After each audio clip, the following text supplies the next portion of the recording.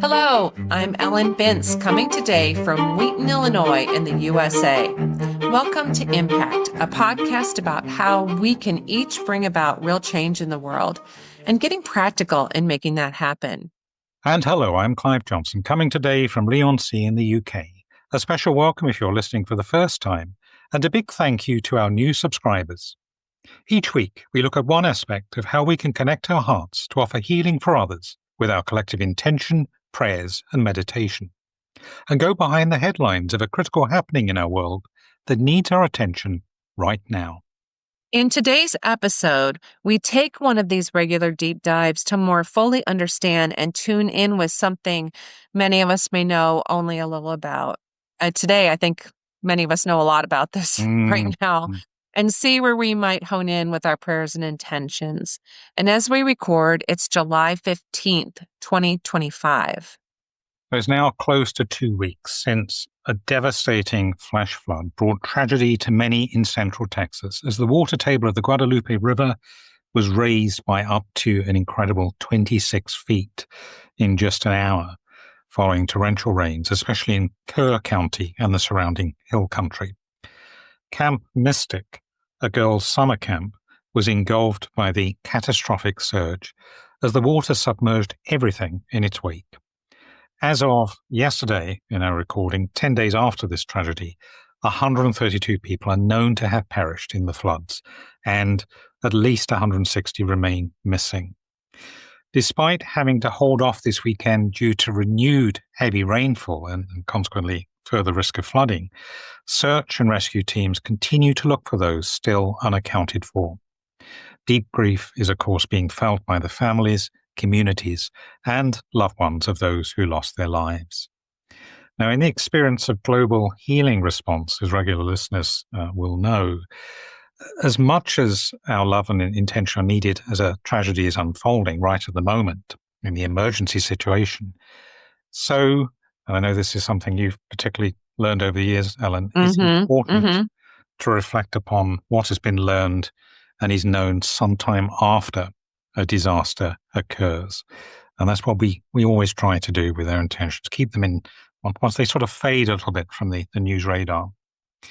So it is today that we invite you to join us in looking at where we might hold our intention now 2 weeks on from the flooding in Kerr County. So I have a little personal connection to this tragedy. Oh, wow. My nephew lives in Austin, and he's a photographer for the New York Times. So he was called as it was happening, and actually he relayed to the New York Times how catastrophic it was. And because he had already heard there were many people he grew up in Houston, and his brothers and sisters did too, and knew people who had gone to camps nearby there and just had inside knowledge of what was happening. And the New York Times said, okay, why don't you get there right away? So if you look at the New York Times, my sweet nephew's pictures were on the cover, and you'll see them. His name is Carter Johnston. He's very talented, but it was a really difficult situation for him. It was so tragic. And they even asked him if he had the ability to smell any bodies. He went a long time without eating because he was so busy documenting and working. So it's just an example. It is, isn't it? Yeah. There's trauma to even more than the victims and stuff. But it's definitely and a very important for the photojournalist to bring that really It's been traumatic. Yeah, definitely. My goodness. So Kerr County is further north, isn't it, than Dallas, Houston, and a little bit over. No, it's south. Is it? It's south of Dallas. Ah. Yeah, it's closer to it's Austin. In between, Austin and San Antonio. I should have looked at the map. Yeah, it's further south. Yeah. So what are the immediate needs of those responding to the floods in Kerr County? So the logistical and basic support needs following a disaster such as this are, like we said, huge and complex. Temporary accommodations needed for both the displaced families and responders, especially as some teams are staged outside the most affected areas until safe access is possible. A continuous supply of fuel for vehicles, generators, and machinery is necessary, which is complicated by the risk of frequent power outages in areas where power infrastructure has been damaged. Telecommunication outages have also hampered rescue coordination, with robust communication systems being urgently needed to maintain operational effectiveness. Over 2,100 responders from multiple states and Mexico are currently engaged in search and rescue, requiring ongoing support with specialized equipment such as, of course, boats, helicopters, drones, which Carter is doing, and cadaver detecting dogs. Large scale debris removal is involved, necessitating excavators, skid loaders, and other construction equipment to clear massive piles of trees, vehicles, and building remnants. And the pictures of these are unbelievable when you see these big piles and nobody knows what's underneath them. No. Such equipment is hard to move to remote areas without road access, while responders face dangerous conditions with, like we said, the unstable debris, floodwaters, and downed power lines. Sustained meal and hydration support is also critical for the large number of responders working long shifts in challenging conditions, as well as for those who've been displaced from their homes. There's also an ongoing need for immediate access to first aid, of course, trauma care, and health services for both victims and responders. To maximize impact and minimize confusion, all of this effort requires effective cross-agency coordination of the many involved, including thousands of volunteers. And we've been hearing that they really don't need more supplies. They need money, that they can put the money to use and be more effective that way. Yeah, I'd read that as well, that it actually can hinder efforts when well-intended people are just turning up with all sorts of supplies, but they just don't have the logistics to manage that. So yeah, the coordination of these things is extraordinary. Wow. Yeah. So how are the current known surviving victims of the flooding being helped? They are, of course, experiencing, the survivors, significant trauma. Similarly, the loved ones of those who have died or who remain missing or who have been harmed and traumatized by the flood all need deep support and comforting to come to terms with what is happening. Many responders have also been affected, as we were saying, journalists, but also the emergency workers and so on the scene, really, really affected by traumatic scenes. That you were describing about the smells, for example. I had even thought of that. That is just one example, isn't it, of what they are encountering, including, of course, the recovery of children and families. Many are emotionally exhausted, working very, very hard, but this emotional toll as well, suffering secondary trauma and compassion fatigue. The scale of loss, especially, of course, including children, is being deeply felt at a community level and by those providing care, meaning that many carers responding to the emergency are not only bearing the physical demands, but as we say, they're having this emotional, taking this emotional toll as well. Immediate access to mental health professionals and crisis counseling is now a growing need, especially for trained specialists to help families locate loved ones and receive timely updates. Local agencies and nonprofits are stepping in to provide counseling, and many organizations have mobilized to provide medical aid. But both the demand for immediate and, of course, the ongoing long-term support is huge. Assistance is being provided by federal, state, local, and nonprofit organizations. And this includes FEMA and state financial aid to cover housing needs, medical and dental expenses, funeral costs, essential items, and more. The Kerr County Flood Relief Fund and other local foundations are channeling financial donations, as we said, to support nonprofit organizations and first responders involved in relief and recovery. Nonprofit organizations like Convoy of Hope are distributing blessing buckets containing water, food, personal hygiene items, and other necessities. Local churches, such as Gateway Fellowship Church, are serving as distribution hubs and long-term partners in recovery efforts. And community organizations are providing free meals and direct aid to those displaced or in need.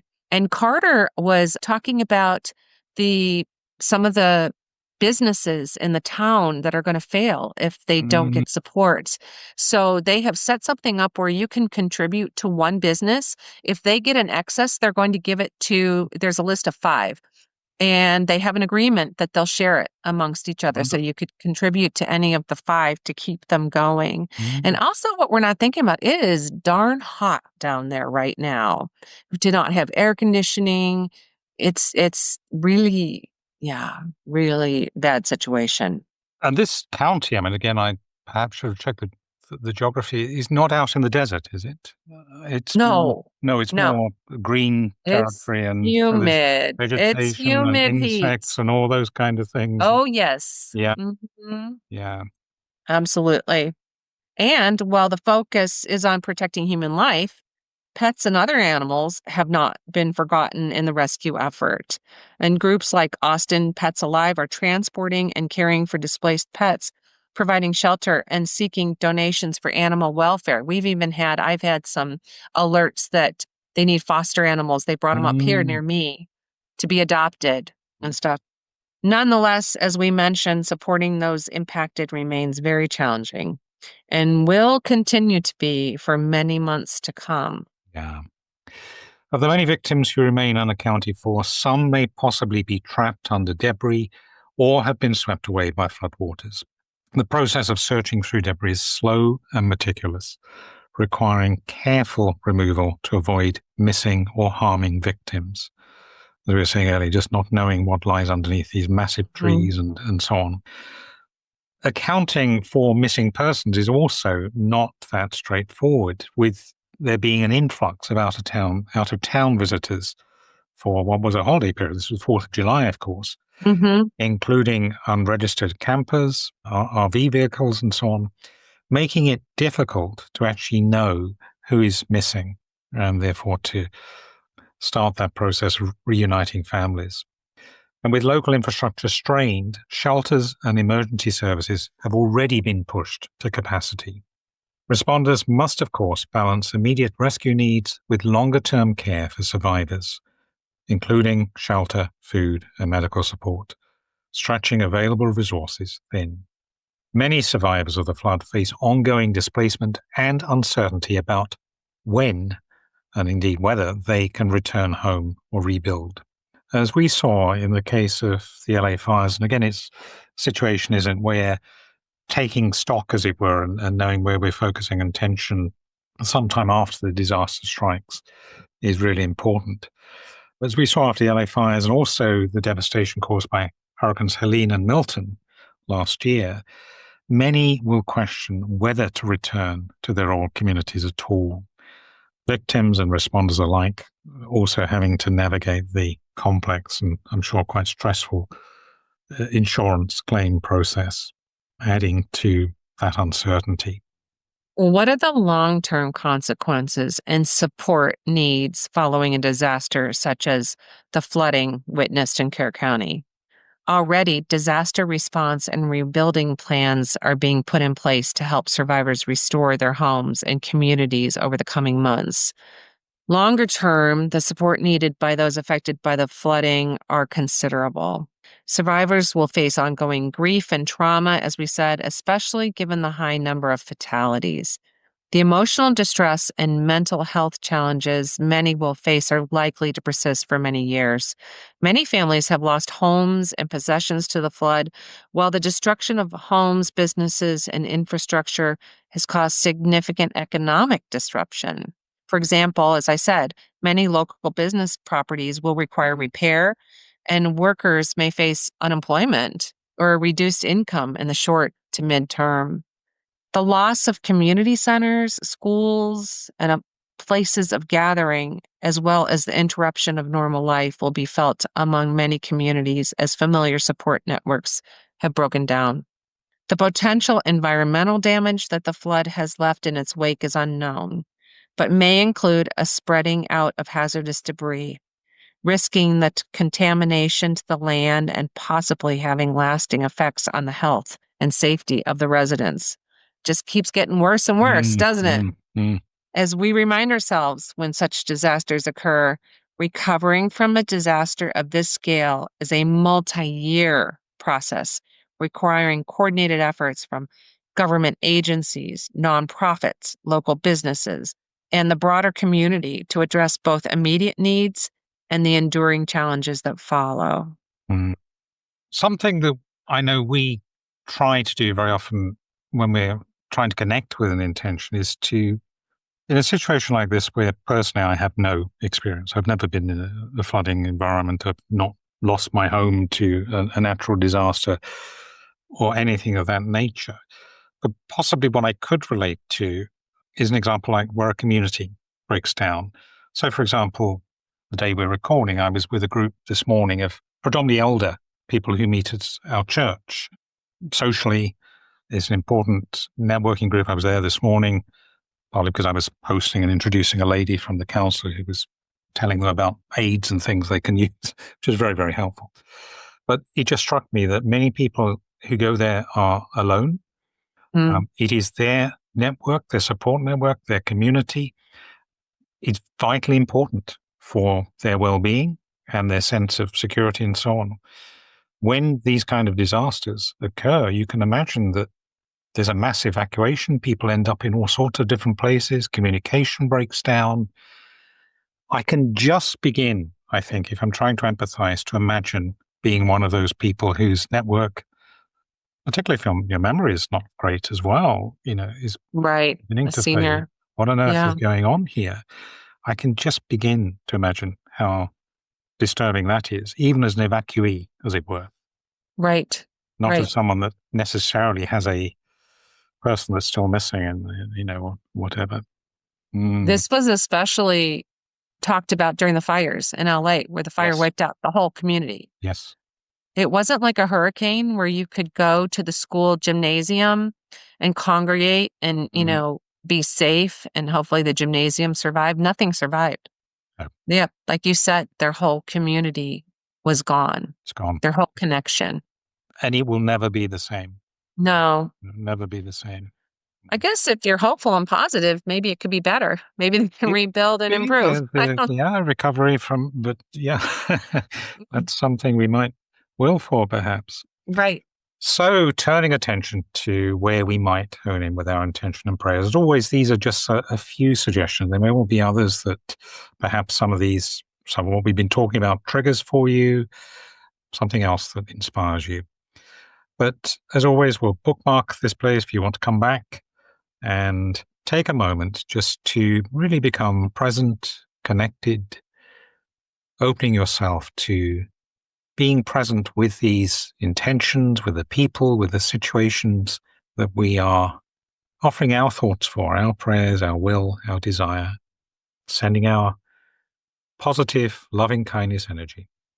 We will that all authorities who can commit resources will be moved to continue the search and rescue operation in Kerr County and its surrounds with full conviction for as long as there is a reasonable prospect of locating any survivors or recovering bodies, knowing how vitally important this is for the loved ones of those who are missing, to allow them to grieve and ultimately find closure. We will that those directing and making on-the-ground decisions about where to focus attention and resources in the search and rescue mission will have wisdom to make their decisions in the interests of the highest good. And where decision-making is needed, we will that responders will have wisdom to know when and where to focus on their care for survivors, serving the highest good over continuing search and rescue efforts. We ask for the comforting, protection, and compassionate support for all who are grieving those who lost their lives to the flood, and for those who are desperately anxious for news of loved ones who remain missing.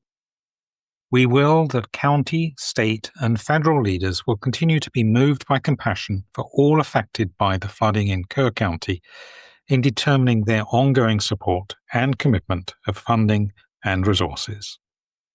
And we ask for protection for rescue workers as they face hazardous conditions, including the continuing threat from dangerous water levels.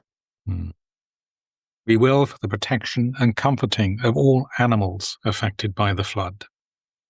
We will that appropriate lessons will be learned and acted upon following a careful review of what happened, such as the timeliness and effectiveness of emergency alerts and evacuation protocols that need to be given ahead of any future flood risk in the county and beyond. We pray for wisdom for those who have been displaced to know whether, when, and how to rebuild their homes and lives. So this week, as communities and many thousands of people face the long-term consequences of the Kerr County flood, we suggest holding as our main intention. We will that all authorities that have influence will continue to be mindful in the months and years ahead that ongoing support is needed for those who have been displaced and traumatized by the Kerr County flooding, including access to shelter, medical support, employer compassion, schooling for children, food and water, and trauma counseling. Please join us in holding this. There's so much, isn't there? So much consequence. And as we've perhaps getting a little bit of a handle on how long-term this is, they're talking about decades rather than just individual, certainly not just months and weeks, affecting pretty well every area of life. I think it's interesting too. I know there's flooding going on in other parts of the world and water disasters happening. And I remember in one of our land meetings when we were holding Hurricanes Milton and Helene, someone from Australia was on the call with us. We have people from all over the world, and there had been a water disaster there. And she felt like us holding this attention, we can send our energy to South Carolina and North Carolina and Florida. She said, but our world knows where that energy needs to go. So she said, I feel like it also benefited Australia when we did this. And so I'm hoping that our listeners, who we know are truly global, can have that feeling too, that if there are other flooding disasters in the world, this intention energy that we're sending applies to that too. And the universe will know where that energy needs to go. Exactly. Our loving kindness. Perhaps there's slowly a bit more of a waking up. People like me, if I'm honest, who live in a place where, yes, actually the UK is now officially a much hotter climate. That was declared this week, actually, that is now normal. The temperature is much higher this time of year than they were in previous decade. And of course, that's the story all over the world. But those of us who are living in countries which are relatively free of natural disaster, in places, I should say, slowly waking up, I think, helped by the journalism of Carter and others, that it brings it alive. But hearing stories and being able to reflect on the many different aspects of how this impacts. So it's not, whilst we've got a way to go with this, it's no longer somebody else's problem. It's happening hundreds or thousands of miles away. It's becoming much more of a reality that this is something that everybody needs to take very seriously and respond to. Absolutely. I totally agree. And our friend, Kaylin Rain, who we hope to have on here sometime soon, he works on the energy grid of the world. I call him the Indiana Jones of the energy grid. He's amazing. But he once told me that, so when there's an earthquake or a flood or a hurricane somewhere in the world, our global Earth always wants to find, is the right word, homeostasis. So something will happen somewhere else to counteract that. So another reason for us to understand that we are one, we're all one, we're all connected, and how this flood does affect all of us. There will be a consequential reaction somewhere else in the world that will balance this is fascinating. I love that. Yes, definitely. I mean, I don't love the disasters, but I love that we stay in homeostasis, that the earth struggles for that. So something to consider. It is, isn't it? Yeah. Yeah. Well, I was just thinking about the animals displaced as an example. They've got to go somewhere, and some will be rehomed, resettled, as you were saying, and some will have perished, sadly. Right. That's what I was thinking. How many were lost? They will in adaptation to a new environment, and they will have their own impact on that environment, and then that will affect the periphery of that new environment. So it is a kind of a ripple effect going on over quite a wide area, I would imagine. Mm-hmm. Mm-hmm. Yeah. So keep holding them. Keep holding them. Indeed. Mm-hmm. Well, that about wraps it up for this episode. Remember, you can connect with us in the Facebook group and for live intention holding in Clive's Daily Insight Timer offerings, and with me in the Labyrinth Activist Network's Zoom calls. Details of how to hook up with these are in our show notes. Look out, too, for our next special topic episode, which we'll be releasing in the next few days. Thank you for listening and for sharing with us in holding intentions. We look forward to connecting again next time. And in the meantime, thank you. Go well. Stay safe. And remember, we are more powerful together. Impact is presented by Ellen Binns and Clive Johnson and produced by Impact Productions. Our theme music is by Chris Collins and our logo artwork is by Auto Classic.